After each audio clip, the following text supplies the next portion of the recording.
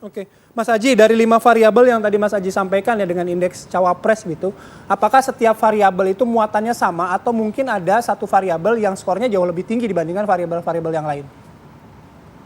Ini skornya sama ya. Jadi memang betul pasti selalu ada dilema oleh para capres dalam menentukan cawapres. Karena dari pertarungan yang kompetitif ya kita melihat misalnya dari faktor elektabilitas, tiga nama ini walaupun saat ini Pak Prabowo leading ya dengan 4 atau 5 poin di atas Pak Ganjar, namun kan selisihnya masih sebetulnya belum terlalu signifikan ya.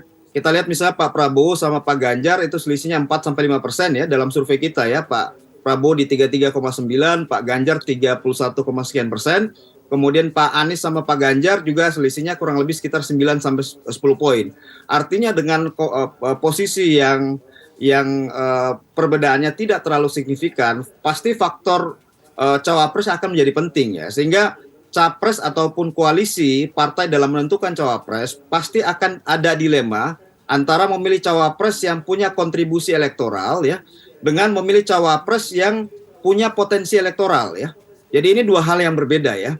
Yang kita maksud sebagai indeks cawapres itu lebih ke potensi elektoral ya, bukan posisi elektoral saat ini. Karena tadi kami sebut di awal bahwa setelah kita uji ke-8 nama cawapres ini ke dalam simulasi pasangan, ternyata kontribusi hampir semua cawapres dalam dalam elektoral pasangan capres itu tidak terlalu signifikan. Jadi tidak berbeda jauh antara simulasi personal dan simulasi pasangan. Sehingga kita melihat bahwa dilema elektoral ya, dilema capres dalam menentukan cawapres yang memberikan kontribusi elektoral ini pasti akan sangat besar. Sehingga misalnya pertimbangan tiket, kemudian pertimbangan misalnya pasangan yang nantinya lebih melengkapi image mereka ya dalam pertarungan nanti ketika kampanye itu kemudian mungkin akan menjadi pertimbangan lain ya selain faktor elektoral cawapres saat ini. Jadi kita lebih melihat ke potensi elektoral ya. Potensi elektoral itu misalnya tadi pengalaman pemerintahan yang akan membuat misalnya paket pasangan itu kemudian lebih